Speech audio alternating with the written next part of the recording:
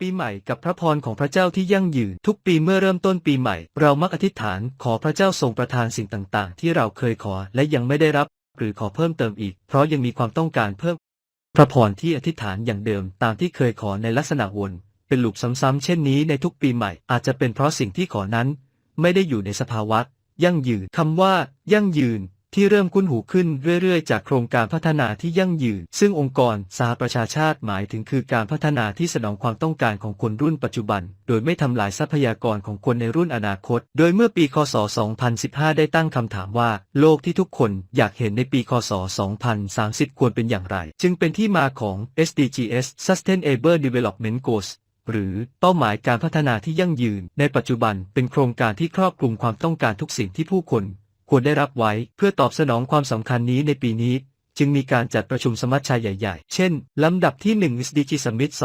2023 ณ สำนักงานใหญ่องค์การสหประชาชาตินครนิวยอร์กประเทศสหรัฐอเมริกาลำดับที่2 COP28 ณ Expo City นครดูไบสหรัฐอาหรับเอมิเรตส์ลำดับที่3 Sustainability Expo 2023 ณ ศูนย์การประชุมแห่งชาติสิริกิติ์กรุงเทพประเทศไทยเนื่องจาก SDG เป็นโครงการใหญ่ที่สุดเท่าที่ผู้คนจะมาร่วมกันทำฉะนั้นผู้นำประเทศและองค์กรที่เกี่ยวข้องทั่วโลกจึงมีหน้าที่คอยผลักดันให้เกิดผลคอยทบทวนความก้าวหน้าโดยเฉพาะปีนี้ซึ่งเป็นครึ่งทางของการขับเคลื่อนเพื่อบรรลุ SDGs และในปีคศ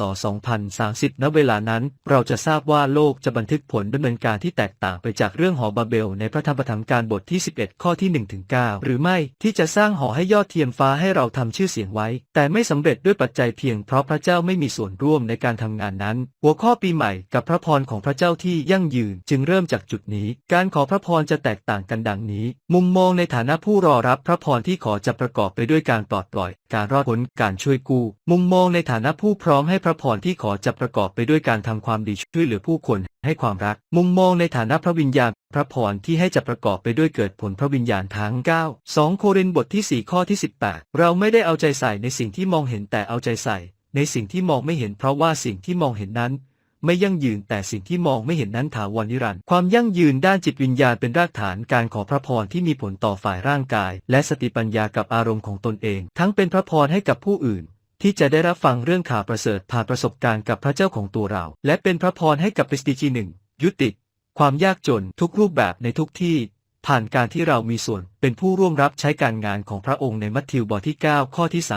35-38หัวข้อพระเยซูทรงสงสารประชาชนให้เราฉวยโอกาสที่เข้าไปเติมเต็มด้วยข่าวประเสริฐเข้าไปเป็นพยานถึงประสบการณ์กับพระเจ้าของตัวเราเข้าไปเป็นองค์ประกอบให้ SDGs เพื่อถอดบทเรียนจากกรณีหอบาเบลฉะนั้นพรที่ขอเพื่อความยั่งยืนที่ควรเป็นคือขอประทานใจที่ประกอบด้วยฤทธานุภาพความรักและการบังคับตนเองแก่เราจากผลความรักและผลการบังคับตนตามรายละเอียดในคลิปนิยามผลพระวิญญาณเป็นของประธานที่จะนำเราได้ทำตามพระบัญญัติในการที่จะรักพระเจ้าอย่างสุดจิตสุดใจและรักเพื่อนบ้านและทำตามพระบัญชาในการงานเพื่อสำหรับประกาศข่าวประเสริฐเพื่อรับพระพรเช่นโยบบทที่42ข้อที่10และพระเจ้าทรงให้โยบกลับสู่สภาพดีเมื่อท่านอธิษฐานเพื่อสหายของท่าน